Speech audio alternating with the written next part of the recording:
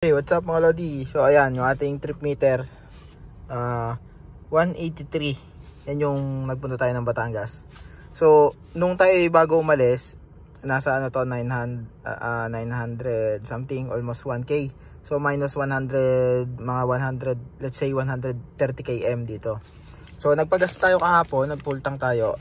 Ang naging ano niya ay 11.44. So 57 yung ating 95 octane.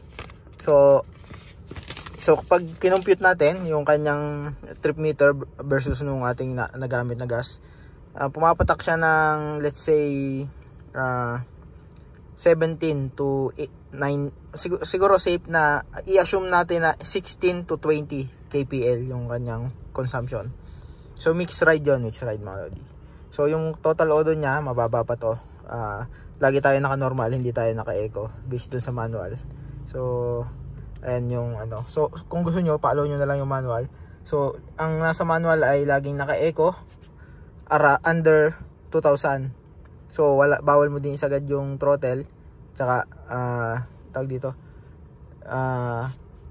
controlled driving ka dapat. So ayan mga Lodi. So total natin trip is 1.3 odo. So yung trip natin kahapon is 183.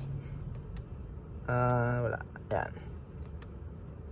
183. Tapos 11 yung 11 yung ating napagas. Pero ano nila mga Lodi, bawas na ng 100 plus. So papatak na 7, yun nga, yung safest is 16 to 20 kpl yung consumption natin. Mix ride. Yan mga Lodi. So tipid siya mga Lodi. So mix yan ng pataas tsaka pababa yung Batangas. So wala naman yung battery natin kasi hindi pa nakakapag-charge. Kaka-install lang kahapon yung charger natin. So tatry natin din mamaya yung charger. So ayun mga Lodi.